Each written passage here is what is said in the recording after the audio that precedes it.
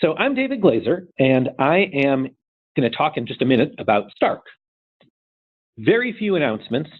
First one, I believe our webinar next month, which is on 10/10, for those of New Yorkers, I would say 10/10 wins, will be one of the most useful webinars we've ever done.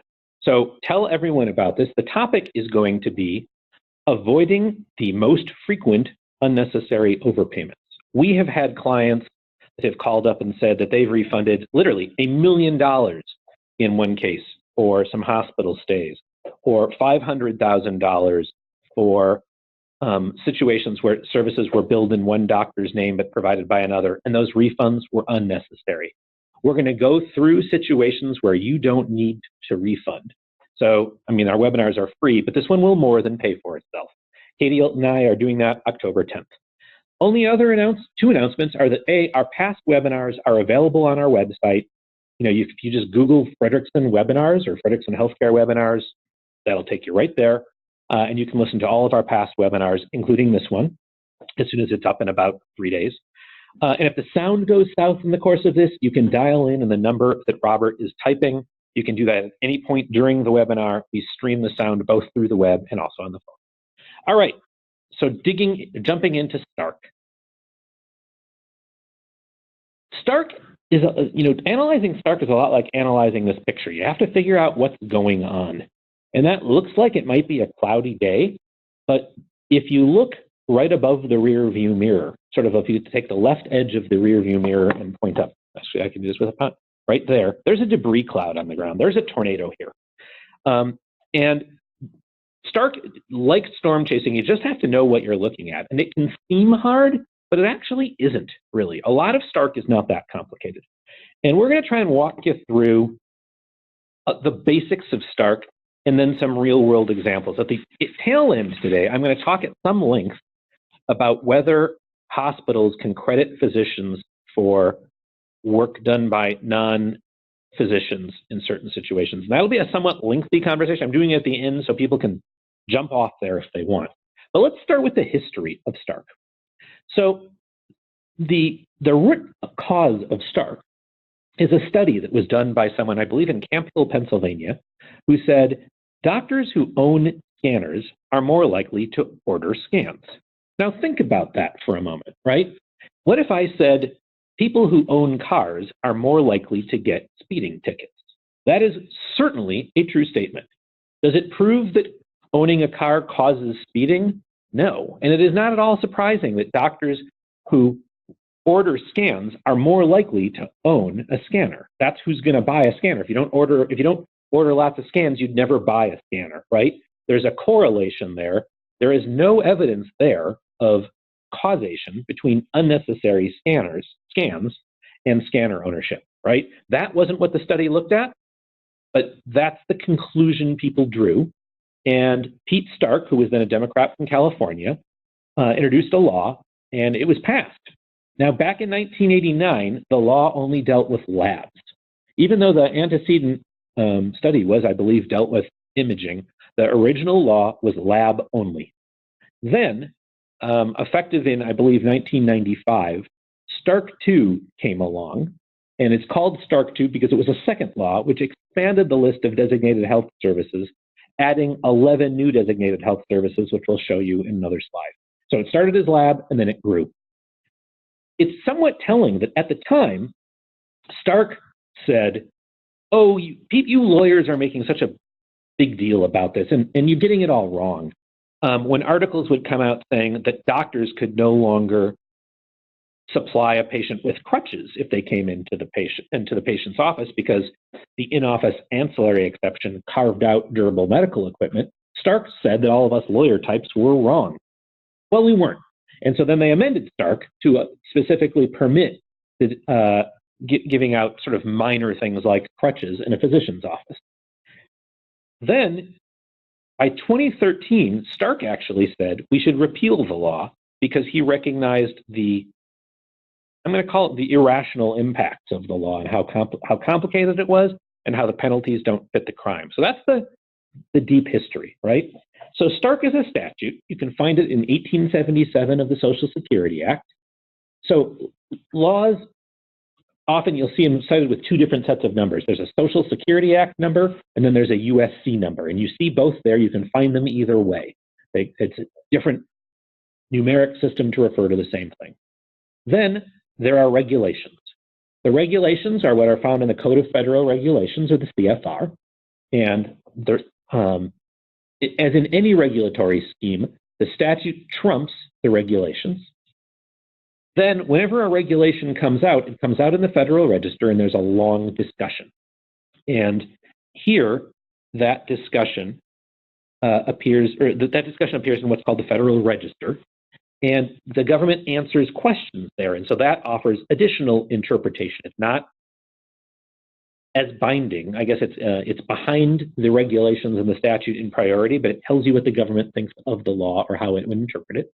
And then finally, this is really important, every year in the Medicare physician fee schedule, the government publishes a list of the things it considers to be a designated health service.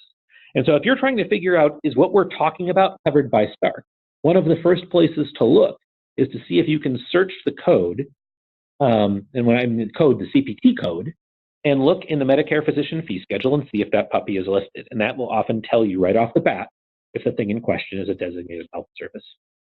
So here's how the law works. If a doctor or a member of that doctor's immediate family, so that's kids, parents, siblings, spouses, so a doctor or an immediate family member has any kind of financial relationship with an organization that provides designated health services that were ordered by the doctor, Stark applies.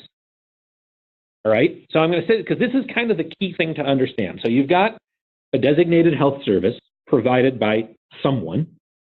If a doctor ordered that service and has a financial relationship, or a family member has a financial relationship with whoever provided it, we need to worry about Stark. Stark breaks financial relationships into different categories. You can have an ownership relationship, which is just what you think. You like own stock in something, so you own the entity. Or it can be compensation, which is basically anything that's not ownership. A lease, employment, an independent contractor relationship, anything that isn't ownership where money's going back and forth.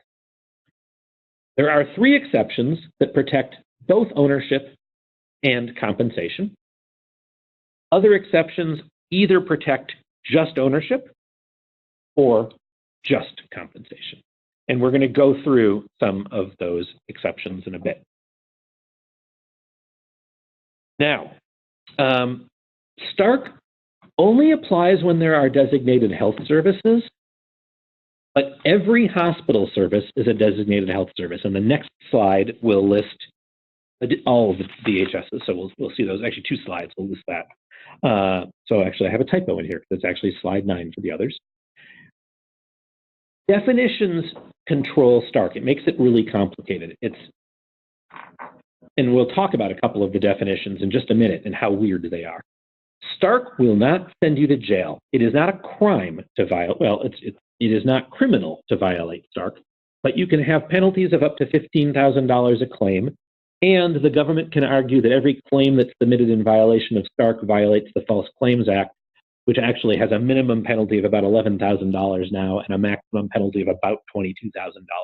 It goes up every year for inflation. One of the things that makes Stark particularly unpleasant is that intent doesn't matter. And I think that's one of the reasons there's talk afoot of changing Stark. Who knows if that will happen? There have been congressional hearings about it. I hope it will happen. I think it's a misdirected, it's a poor law, but we don't know. But intent doesn't matter, with the exception of in circumvention schemes. So we don't care whether you're trying to buy referrals or anything like that. In the anti-kickback statute, intent controls. Stark, we don't care whether you are a good person or a bad person, with the exception of if you set up what's called a circumvention scheme. So their intent would matter, and the penalties for circumvention schemes are different. I want to say it's $50,000 per scheme. It might be $100,000, and I should know that, but they don't come up very much. You have to meet every part of an exception. So once you find an exception, you got to run through the whole thing. Now, the other way in which intent may matter is in the Federal Register. You'll see quoted here. CMS started to recognize a few years ago that sometimes an activity might involve the transfer of remuneration, which is really just money or value. Think of it as value. And there's no readily apparent exception. We expect that questions of this kind will arise with some frequency, and parties may submit advisory opinion requests. This was the first recognition from CMS that maybe the exceptions to Stark aren't broad enough, and that there is an advisory opinion process, and maybe if your arrangement doesn't meet an exception, you can ask for and receive an advisory opinion. This shocked a lot of us healthcare lawyers that came out of the blue. A question came in, and I'm just going to dive in with it here, which is, does ownership have to be a certain percentage to qualify? And the answer to that is no. Any ownership can get you into trouble. There are certain exceptions that we'll talk about, like to protect publicly traded companies and stuff like that. So in that sense, there's a de minimis exception, but otherwise, no. This is the list of designated health services. I won't read through it. You can take a look. An important thing to remember is every inpatient and outpatient hospital service gets you there. And then, like, if you're an orthopod, almost everything you do is a designated health service. So there's the list. So if you think of this pictorially, you've got a doctor, and I always think it looks like it's a flying saucer over his head. Anytime money is going back and forth between an organization that provides designated health services, whether it's a lease or salary or ownership or bartering, Stark applies. Now, one of the things that makes Stark complicated is that the relationship that gets you under Stark may not have anything to do with referrals or even anything to do with healthcare. So I use this example. It's kind of a little crazy, but imagine you're in a small town. The doctor's kid owns a landscaping business, and that landscaping business works for the hospital. That's a financial relationship between an organization providing designated health services and an immediate family member of the doctor. Now, it has nothing to do with healthcare, right? It's lawn mowing, it's snow removal, but it still triggers Stark. Now, that doesn't mean triggering Stark doesn't mean it's a problem. It just means we're going to have to meet an exception. And so we'll go through the various exceptions, and like that one could meet an exception for personal services. So it can be done. It's legal, but we'll have to worry about Stark. Second crazy thing is the definition of referral under Stark. If you talk to any normal human being and you ask them, what does referral mean? They would say, when the doctor tells you to go someplace for care. That's not what Stark says. Stark defines a referral as making a plan of care. So let's operationalize that difference. You walk into the doctor and the doctor says, you need an MRI. As a normal person would think, the doctor has not referred the patient to any particular scanner. They just said you need an MRI. Under Stark, the doctor has referred the patient to wherever that patient goes, even though the doctor didn't name the place. The creation of the plan of care is the referral. So you can't get out of Stark by saying, I'm not going to say, I'm going to tell you need physical therapy. I'm not going to tell you to go to my physical therapy place. Doesn't matter. If the patient goes to your physical therapy place, you've got a referral under Stark. So nutty, but true. Under Stark, the entity includes both the organization that bills for whatever service we're talking about and whoever the government would consider to be providing the service. So real-world example there. Imaging. If you bring in a mobile imaging company and they supply the scanner and the text, like for the hospital, there are two entities for our Stark analysis. There's the hospital, because the hospital is billing for the service, and then there's the mobile company that is providing both the text and the equipment. And so you have to look at the financial relationship with both of those organizations and the doctor.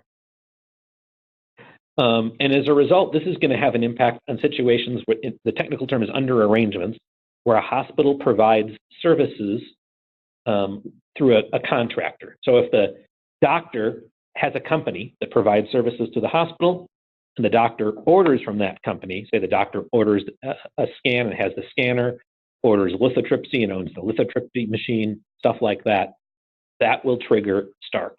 And once again, it won't inherently be illegal, but you'll have to then meet a Stark exception.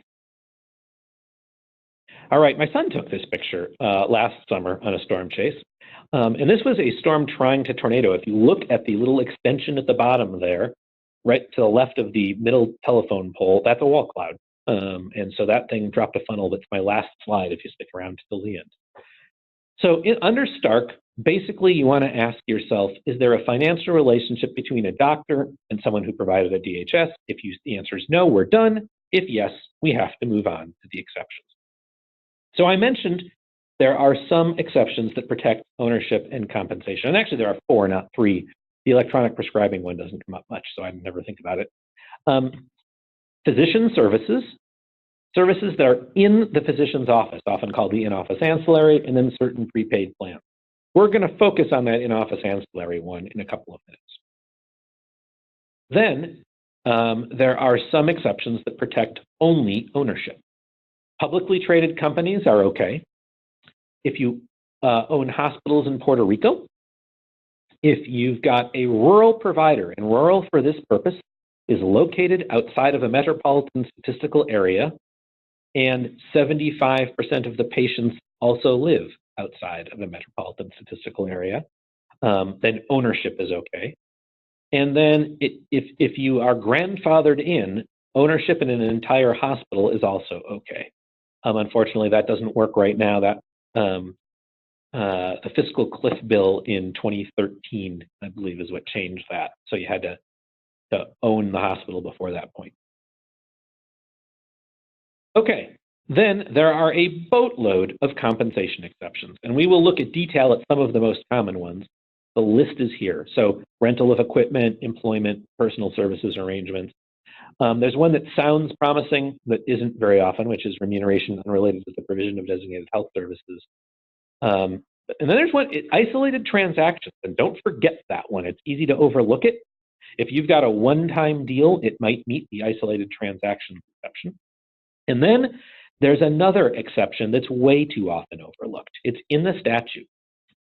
If a doctor makes a payment for an item or service, and that payment is at fair market value, you're okay. And so now this only protects payments by a physician, not payments to a physician.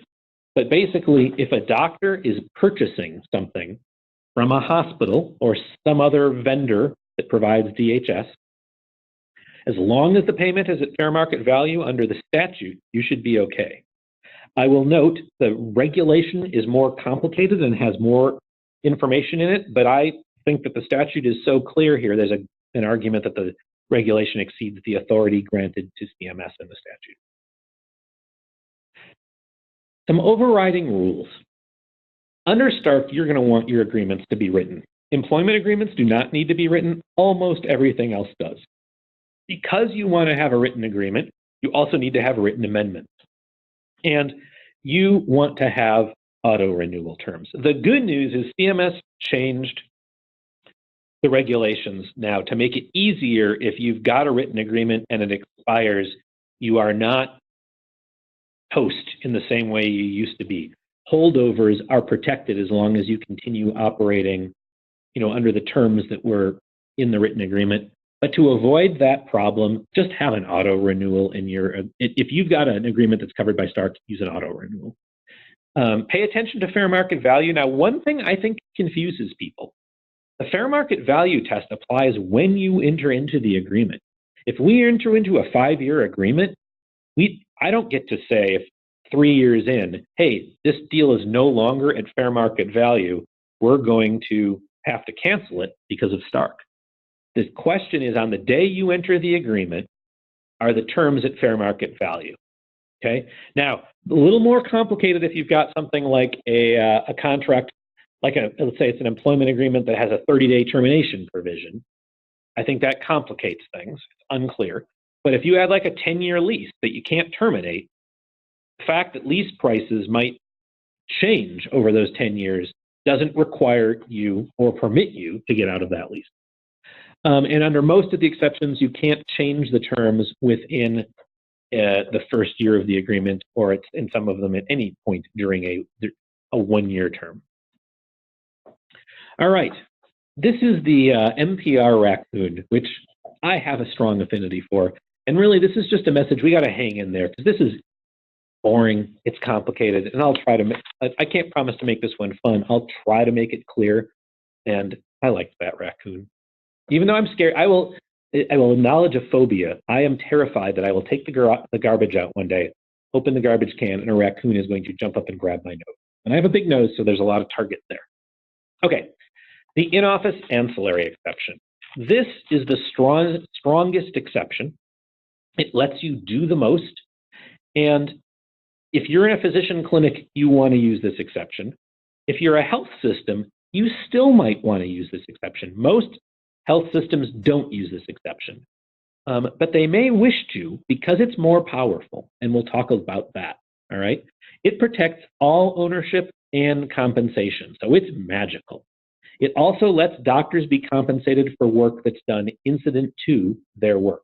Now, the thing I'm going to talk about later on, if the incident to work in question is not a designated health service, I think you can still compensate physicians for it, even if you don't use the in-office ancillary.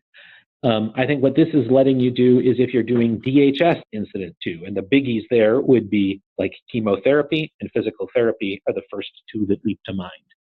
So like if you're a health system and you want to credit your oncologists for chemo they supervise, you'll want to use this in-office ancillary exception. And it's got a bunch of conditions, all right? So first, the service has to be delivered by a doctor or someone who's in the group and who's under the supervision of a group practice physician, all right? This exception carves out durable medical equipment, and this is another area of confusion. Many people would talk about a brace as durable medical equipment. Prosthetics and orthotics are not durable medical equipment. They're prosthetics and orthotics.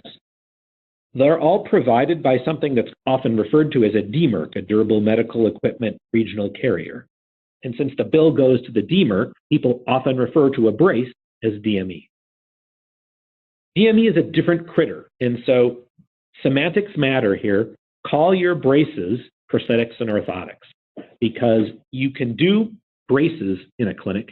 You can't do DME except for crutches, walkers, and manual wheelchairs in a physician clinic.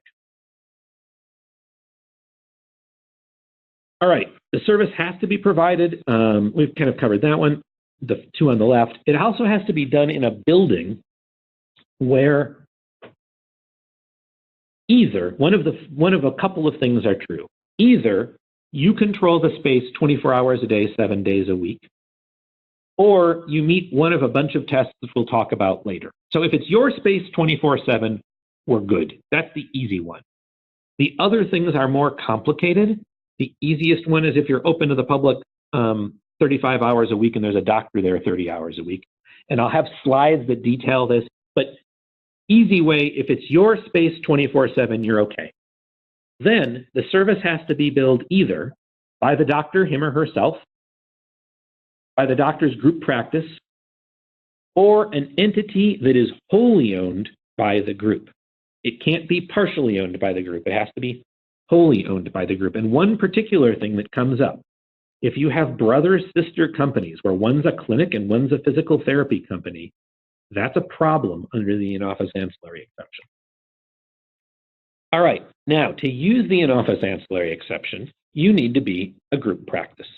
And the definition of group practice is pretty complicated. You have to be a single entity that has at least 2 members who are doctors. You have to distribute your income under a methodology that you set in advance.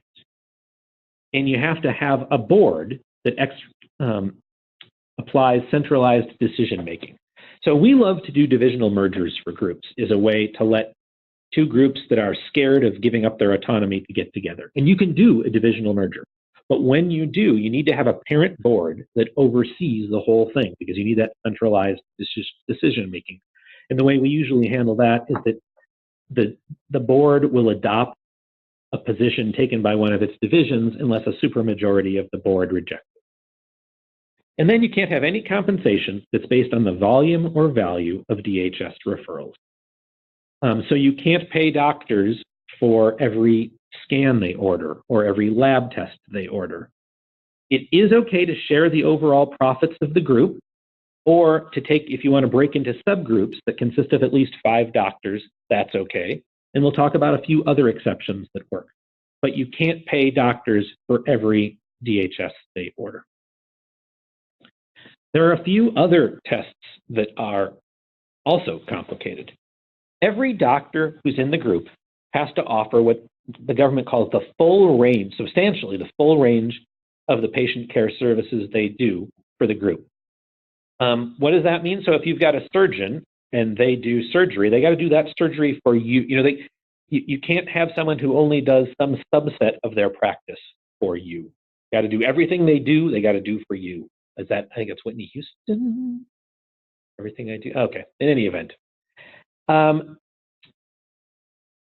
Then there are two 75% tests. A member of the group has to have 75, members of the group have to provide 75% of all of the patient care services. And all 75% of the services who are done by members of the group have to be billed by the group. Let me slow down for a moment. Let's make this, let's explain how it matters. You enter into a PSA where you let some doctors from a group have their services billed by another medical group or the hospital. If you hit a point where 25% of the work that's being billed for your doctors is billed by someone else, you aren't a group practice for Stark, all right? Or if you hit a point where you are bringing in outsiders such that they're providing more than 25% of your services, you're no longer a group practice under Stark.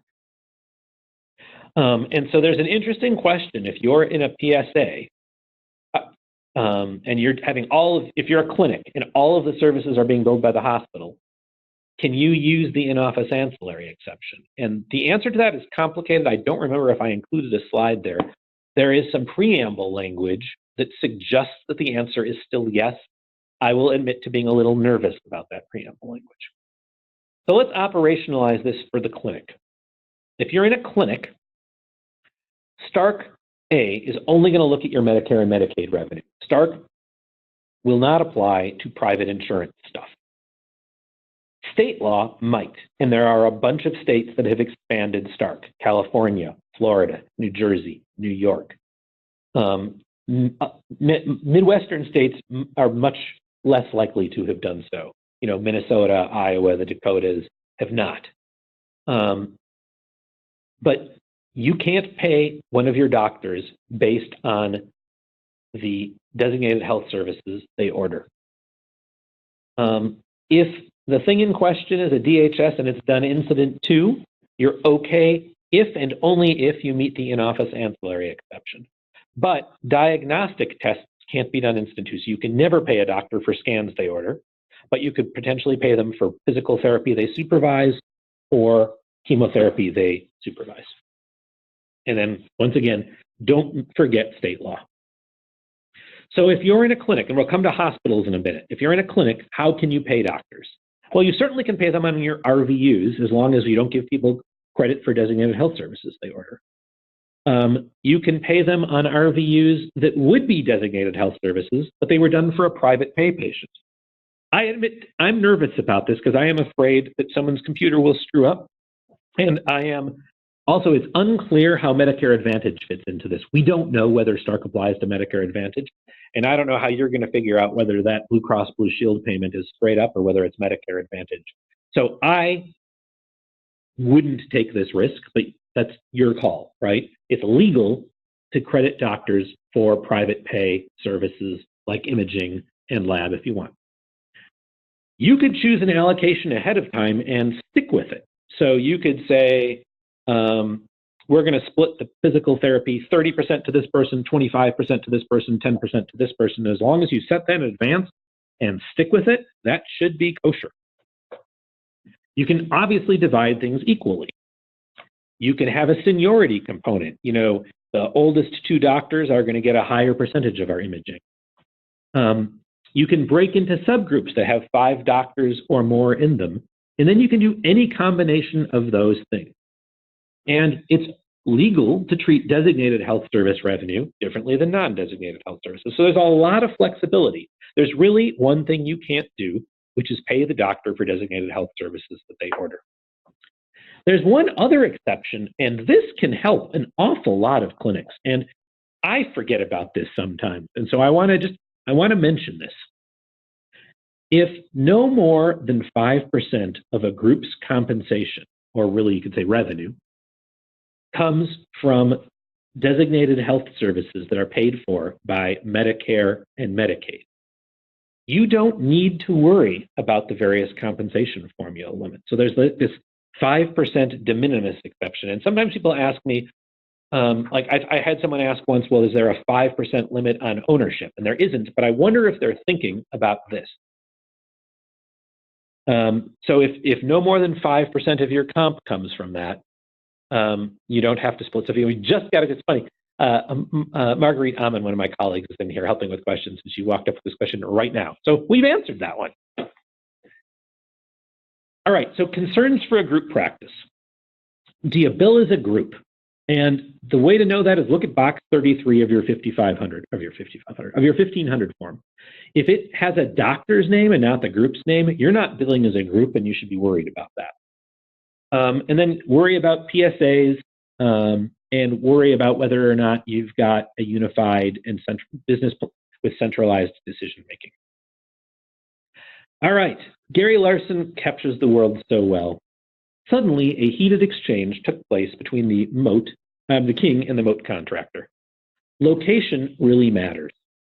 And there are a bunch of same building tests. I am not going to walk through them all. I've got the slides in here. You can read them on your own. Here's the one you can almost always use. It's the centralized location. If the space is yours 24 hours a day, 7 days a week, it can be anywhere. So people ask, we got a client recently who had been told by a lawyer they couldn't do their physical therapy off-site because of Stark. That is wrong. You can do your physical therapy off-site as long as it's in space that you control 24 hours a day, 7 days a week. The only other thing you have to worry about, you also have to provide the requisite supervision, but for physical therapy, unless you're billing, as long as you bill under the physical therapist, you don't need to have supervision. It's only a problem if you're billing under the doctor's name and number and you don't make more money. So you can put your scanner off-site as long as you're supervising the scans with whatever level is required by Medicare. So if you've got contrast, you might need a doctor there for that. But for plain film imaging or an MRI that doesn't involve contrast, you can have it off-site. So you just have to meet the level of supervision. So if you're doing chemo, you might need the doctor there to supervise the chemo. Lab, just general supervision, it could be off-site. Also, here's the 35 hours a week with a doctor present 30 hours. That's the other test. I'm going to skip the next 5 slides. These are the various building tests. They're in your material. You can read them if you want. They will give you a headache. I'm putting them there just to be complete. You would fall asleep if we talked about them. Now, if you are in a clinic, perk up. Listen for a minute. If you are in a health system, you might still want to perk up. If you are in a clinic and you have MR, CT, or PET, you need to do what we're about to talk about.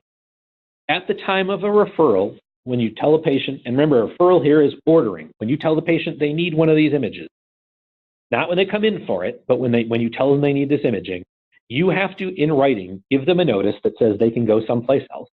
And it has to list 5 suppliers. A supplier under Medicare is either like a physician office or an IDTF, an independent diagnostic testing facility. Hospitals aren't suppliers, so you don't need to list them. If there are fewer than 5 that are within 25 miles, you just list whatever ones there are. You don't have to go beyond 25 miles. If there are none, then you don't have to do this notice. So if it's just you in the hospital, you can ignore what I just said. But if it's you, one other physician group, and the hospital, you got to list that other physician. You can say whatever else you want to in this notice. You can tell them, look, we can't promise you have insurance coverage, but you got to give this notice. And if you don't, it screws up your Stark protection for this. All right, the rural exception. I've already covered this, so I'm not really going to spend long on it. If you are outside of a metropolitan statistical area and 75% of your patients live outside there, your ownership is protected. Learned a really cool trick. If you want to know if you're urban or rural, if you type into Google, am I rural, it will really help you get the answer to that. Thank you, Google. All right. Now we're going to move on to some of the compensation exceptions. The biggest one is leases. So a lease is okay if it's in writing, it's signed, and it specifies the space. It has to have a 1-year term, but you can terminate it early. So don't think it has to last a whole year. That you can terminate it after 30 days as long as you don't enter into a new agreement within that first year. You're fine. The rental charge has to be set in advance. It has to be consistent with fair market value, and it can't be calculated in any way that takes into account the value or volume of referrals. And then the amount of space has to be reasonable. And when whoever is leasing the space has the space, they've got to use it exclusively, with the exception of common areas. And this last thing results in an area of confusion, okay? Many people think that if you're going to have a lease, it has to be what they'll call a block lease, like 3 hours of time, that you can't do anything for less than 3 hours. That's a myth, and let's look at why. So CMS says that, in effect, the rules require that space and equipment leases be for established blocks of time. Well, that makes it sound like it's a block, right? Well, let's look at what they say in a little more detail. To satisfy the in-office ancillary exception, an arrangement has to meet all of the requirements of the rule, not merely on paper, but in operation. Well, that makes sense. As a practical matter, this likely necessitates a block lease arrangement. And they go on to say, common per-use arrangements are unlikely to satisfy the supervision requirements. So let's think about this analytically. So what they're saying is, like, let's say you lease a scanner for 1 scan. How can you say that you are supervising the scan? Well, let's think about this in the legal context. We bill in the 10th of an hour. If you call me right after this webinar and say, David, got a quick start question for you, we might very well have a 6-minute conversation. That happens a lot. I'm going to bill you for a 10th of an hour. Someone else will call right after, and I'm going to work for them for a 10th of an hour. That first 10th, I'm exclusively working for you. That second 10th, I'm exclusively working for someone else. I know who my boss is, and that ability to discern my supervisor doesn't work in 3-hour increments, right? I know who I'm working for. And actually, there's the obvious question, what makes 3 hours magical, right? So there is nothing magical about this block, and they've just made this up. So it's invented, and it is not a requirement. So when people tell you it has to be a block lease, that's wrong. What it has to be is the space has to be exclusively controlled, and if there are services happening in it that are being supervised, the people providing those services need to know who the boss is. So can 2 tests be supervised by different people? I would say yes, as long as you're being really clear with whoever's performing the test so they can tell this one's by Clinic A and this one is by Clinic B. As I mentioned, this is important. The rental charges can't take into account the volume or value of any business that's generated. So when you have like a percentage of collections as your rent, that could be problematic, at least if the collections involve designated health services. A per-use charge, if it's a designated health service, and the tenant is ordering the thing, or that's also a problem. Or like in equipment, if the doctor owns the equipment, leases it to the hospital, and orders, that's a problem. The agreement has to be commercially reasonable. Throughout most of the exceptions, this is true. So if you're losing money, that's a problem. And we'll come to that one in a moment. There is a really good holdover exception that they fixed a few years ago to greatly broaden, but still use auto-renews. All right, per click, I've alluded to this really quickly. Per click doesn't work if the doctor who's ordering the service also is the one who's providing the equipment to whoever is billing, right? That's going to be a problem. So per click isn't automatically bad. Per click is bad only when the ordering person is also the one who's leasing the equipment to someone else. So if a clinic or a hospital leases a scanner from a mobile imaging company, that per click, totally kosher, not a problem, unless the mobile imaging company is owned by a doctor who orders scans. All right, so what does Stark say about ancillary sharing and joint ventures? If you're rural, there will be a lot of flexibility. If it's urban, basically it's only going to work if you can put both joint venture partners in the same building. And then there will still be some complications, but that's kind of the way in which it will potentially work. All right, the next big exception, bona fide employment. Employment is basically okay under Stark. As long as the services are identifiable and the pay is consistent with fair market value, we're okay. You can have a productivity bonus for personally performed services as long as it doesn't take into account the volume or value of referrals, and we will come to that. It has to be commercially reasonable and for a legitimate business purpose. And we'll come back to that in just a second. I'm just going to mention personal service arrangements, which are very similar, basically the same, except they do have to be in writing. Otherwise, they're functionally the same. Also, they have a one-year term, but since termination is allowed, I don't think that really matters. Functionally the same as employment, except it needs to be written, all right? Now, I'm just going to skip that one for a moment. I want to talk from a physician compensation in a health system. So this is going to be a long moment. So this is a bit of a mess. First, let me rail for a moment against something that I hear all the time. If a hospital system says, we lose money on our doctors, I think that statement exposes you to gigantic Stark exposure. Almost every health system says it, right? But if you think about it, if you're really losing money on the doctors, is it commercially reasonable to enter into a relationship with them? And people would say, well, of course it is, because they refer all of this stuff. Well, that's the problem with Stark, all right? Stark says you can't pay someone for referrals, so you can't lose money on them to get the referrals. But I would posit the statement, we lose money on all of our physicians, is probably inaccurate for a few reasons, right?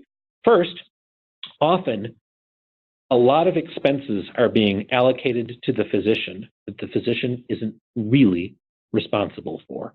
And in different ways, right? How many physicians in private practice on their own have marble flooring, right? That's not what you see. You see old ratty carpeting. Why? Physicians are running on the cheap, just like that is not me disparaging the physicians. You're talking to a person who believes in old ratty carpeting, all right? Because deliver the money to the bottom line. But when they go in the hospital, suddenly they've got these much higher overheads than they would have in another setting. And also, you're going to take all kinds of overhead and allocate it evenly, even if the physician isn't directly responsible for it. So this is just my big caveat. Please do not say you lose money on all of your physicians. And we have a whole webinar. Our May 2017 webinar talks about this at some length. Remember, you can see all of those online. Here's the link now. Now, I think, and this is a big question, I don't know, I might be about to spend too long on this, but it's a question we get a lot, and I think the analysis is often wrong. So just to tell you where we're going over the next 20 minutes or so, I am going to spend a chunk of minutes explaining why I think health systems can credit doctors for work done by others. And then I'm going to end up talking about stuff that I think is less important, the recruitment exception, isolated transaction, and then I've got some slides at the very end that compare Stark and the anti-kickback statute. So if you aren't in a health system, it wouldn't be crazy to sign off now, or you can daydream for 5 minutes, and then we'll come back and talk about physician recruitment. So can you compensate a doctor for work done by the PA they supervise in the hospital? And I believe the answer to that question is yes, because it is not taking into account the volume or value of their designated health services, all right? Now, some people would raise this question: can you give credit for an evaluation and management service in the inpatient or outpatient setting? Because there's a facility fee that ties in with that. And so it's connected in some way to the volume or value of DHS, because there's also a DHS that goes with it. And I think that is failing to understand what Stark says. A lot of the problem comes from some confusing wording in the Federal Register. So there's this sentence or paragraph that says that productivity refers to the quantity and intensity of a physician's own work, but doesn't include the physician's fruitfulness in generating designated health services performed by others. Now, the reason I put the DHS underlined is that it's stating work that are designated health services performed by others are treated differently than other work that's not a designated health service. God, I put that poorly. But so here's the language that causes the trouble. We're adhering to our original determination that Incident 2 services performed by others, as well as services performed by a physician's employees, are referrals within the meaning of 1877. This is a poorly written sentence. What they meant to have said is our original determination that DHS Incident 2. So if it's a designated health service and it's performed by someone else, that's a referral. That's what appears here, and that's what appears in a whole bunch of other language, all right? So, here to back that up, let's go into some text. So first, the statute, all right? The statutory employment exception proves that this is wrong. There's a bunch of preamble text. Kevin McEnany, who used to be the chief of the industry branch for OSIG, says it. And now I'm going to do this pretty quickly, but I'm going to try to walk you through why I am quite confident that you can credit physicians in a hospital for work done by NPs or PAs. The gist of it is that Stark only prohibits compensation that's based on referrals. What makes something a referral under Stark is that it is a designated health service. A professional service by an NP or a PA is not a designated health service. That's it in a nutshell. Here's the backup behind it. So if you have fair market value compensation and it doesn't take into account the volume or value of referrals, you're okay. Here's the statutory exception for employment. As long as your pay is not determined in a manner that takes into account the volume or value of any referrals. If you look at the definition of referral, a referral, you can see down here, is a designated health service. If it's not a designated health service, it's not a referral. We can skip through that one. So basically, this is, I hope, readable. There's a productivity decision tree. Is the service a designated health service? If it's not, you're okay. If it is, then you have to ask, was it performed by the doctor? If the doctor did it him or herself, you're okay. If it wasn't personally performed by the doctor, you have to ask if it was Incident 2. If it's not, you've got a problem. If it was, now we have to decide if we meet the in-office ancillary exception. And if it does, we're okay. And if it's not, it's a problem. So remember, to meet the in-office ancillary exception, if you're doing advanced imaging, you have to give that notice to a patient. So if you're a hospital and you want to give your doctors credit for stuff that's Incident 2 and that's a DHS, you need to give that notice. There was a lot there. I don't know, hopefully that made sense. I am going to whip through the rest of this preamble language here and say people can read it, but I'm just going to highlight a couple of things. This is probably the biggest. Nothing in the employment exception precludes a productivity bonus based solely on personally performed supervision of services that are not designated health services, because the bonus wouldn't take into account the volume or value of referrals. So if it's not a designated health service, you can pay a doctor for it. The next few slides just say the same thing. And so I've put them in here. I'm skipping them very intentionally because you can read them on your own. It's for the skeptics, right? It's for people who say, David, I don't believe you, you can go through and read that material. A really helpful chart appears in the Federal Register in 2004, and it walks you through the different exceptions and what is protected and what is not.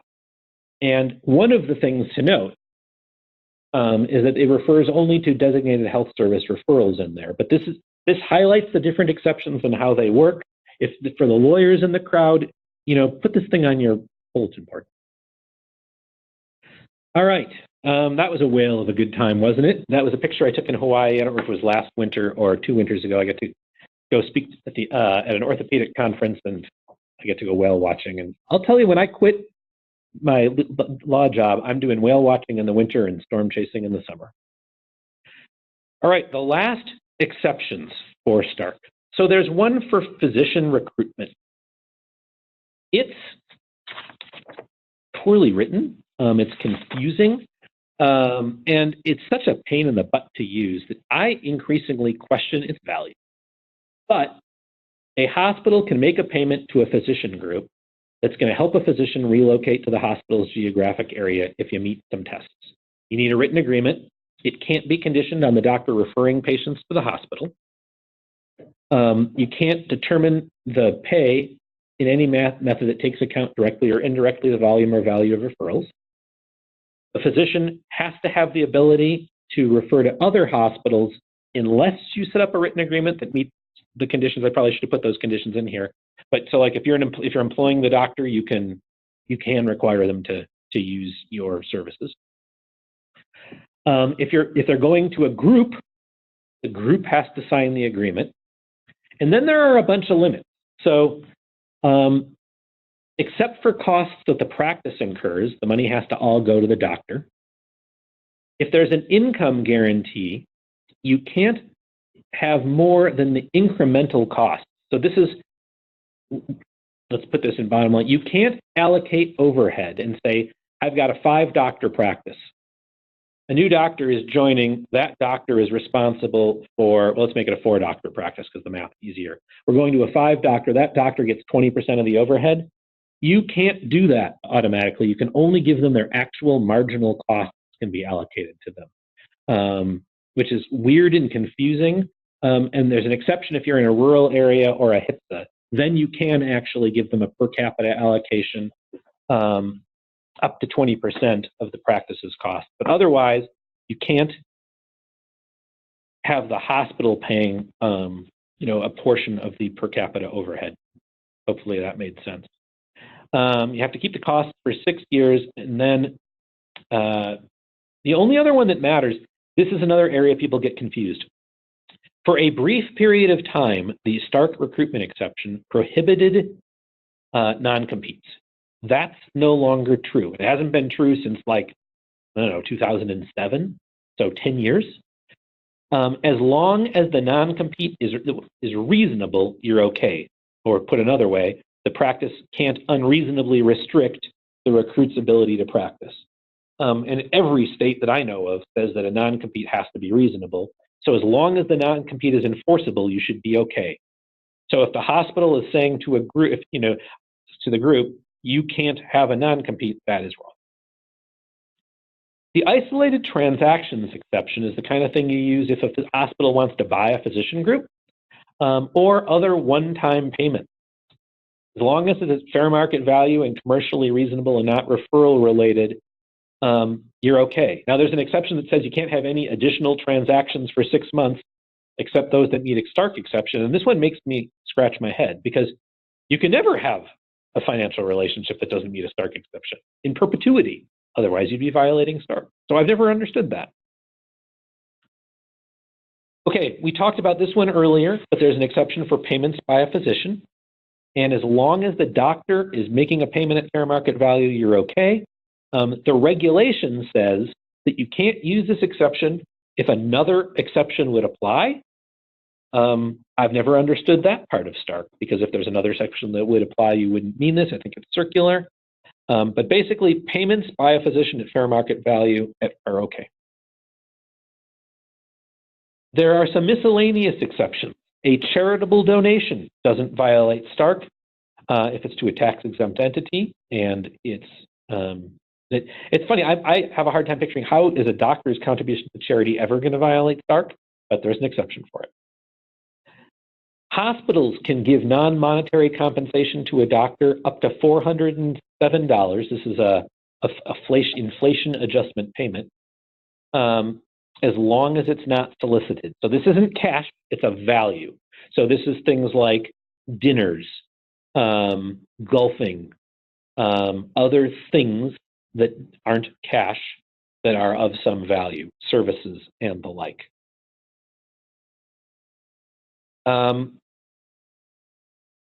So the fair market value exception applies if you've got a signed written agreement, it's commercially reasonable, it's got a time frame that doesn't change the terms more than once a year, you set the compensation in advance, and you pay attention to fair market value.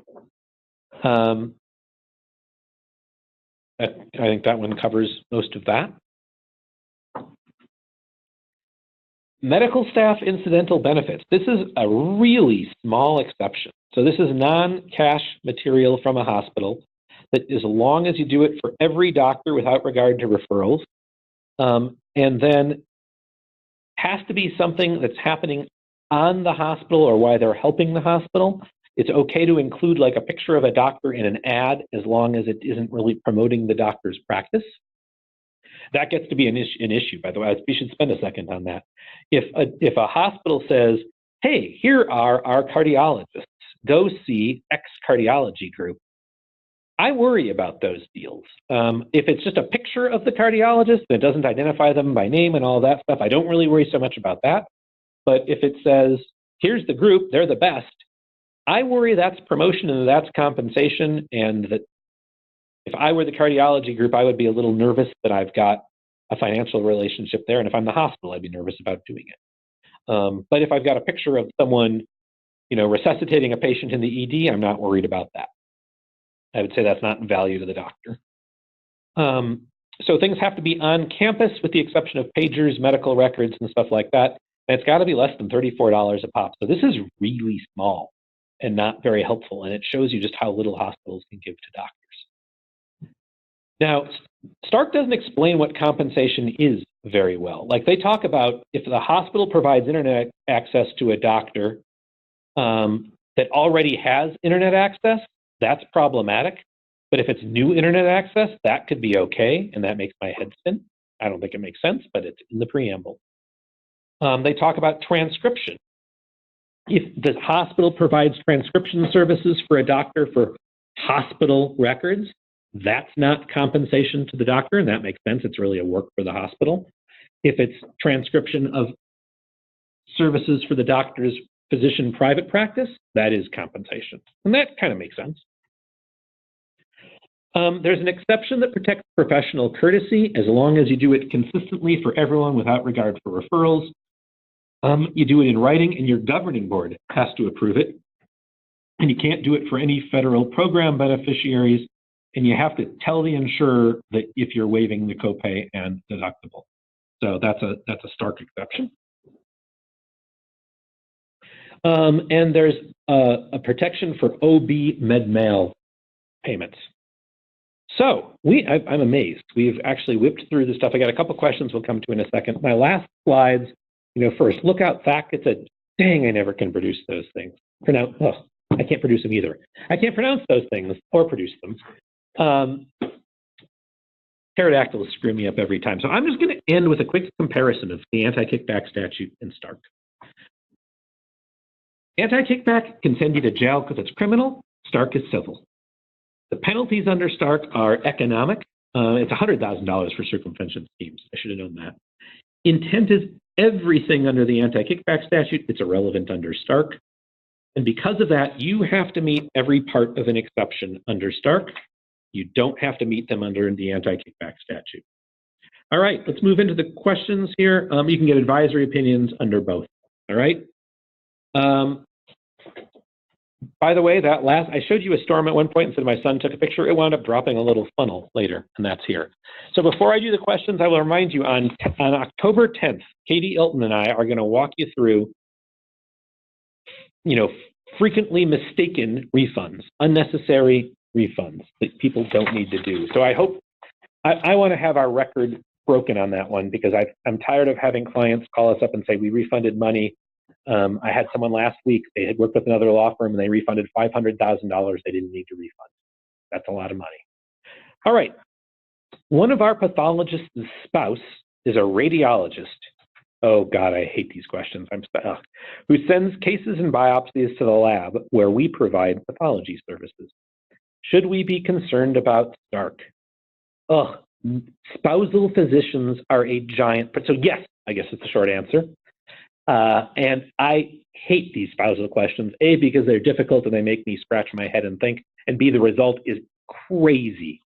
So yes, spouses matter, and the relationship with the spouse is that it basically imputes to the doctor, and so we need to worry about Stark. I should say, as I answer these questions, I often feel the need to hang up when answering a Stark question. So if you call me with a Stark question, I'm just going to hang up. No, I need to think about the Stark question. It is harder than other laws, and so off-the-cuff Stark advice scares me, and the ones involving spouses in particular, I am, 20 years into working on Stark, and it makes my head hurt. Advanced imaging notice. Are there any exceptions for urgent care centers? There isn't an exception for urgent care centers. The question would be what the relationship with the doctors is, and do you need the advanced imaging? If doctors don't own the urgent care center, it's possible that you don't have a Stark problem to begin with. And so there isn't an urgent care center exception.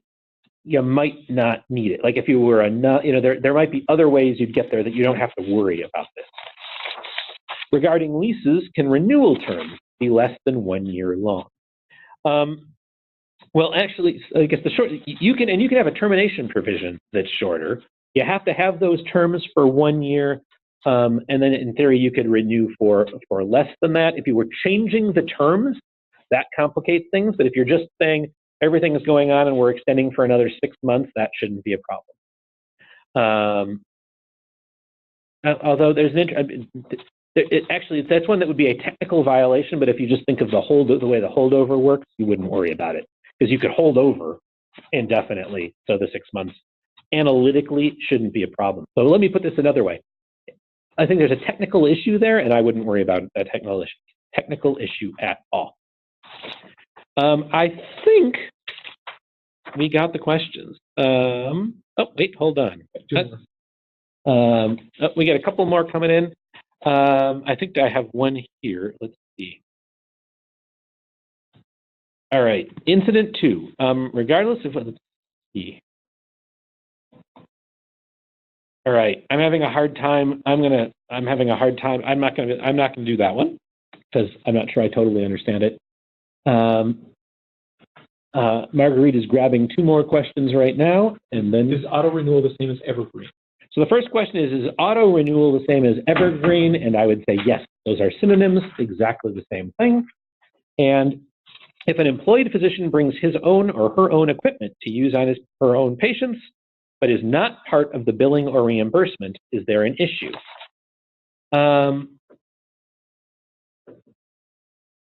So, and I guess when they say part of the billing, I don't know that I understand this question perfectly, because I'm assuming what they mean is there isn't an extra bill for the equipment, because if the doctor is employed by you, the doctor is part of the billing.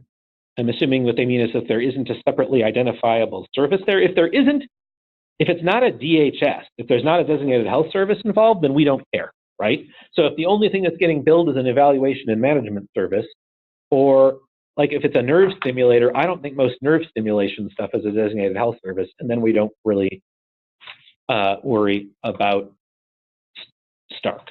Well, see, this is why Stark is so hard. It's like the lawn mowing then, right? As long as you still have to worry about whether the payment is at fair market value and things like that, but you're not worried about the per click component. That isn't a problem. You always have to worry about Stark if there's a financial relationship with there. The great question. Does Stark apply to Medicaid? So I believe the answer to that question should be no. A court has disagreed with me. And so in I want to say it's one of the Florida ones. I think it was Halifax. There was a judicial ruling that said Stark does apply to Medicaid. I think that's the wrong answer. Our group thinks that's the wrong answer, but there is at least one court that has disagreed with us. All right, I think we've worked our way through the questions. I hope you will join us on October 10th so that you won't make any unnecessary refunds. Thanks so much for listening and have a lovely day.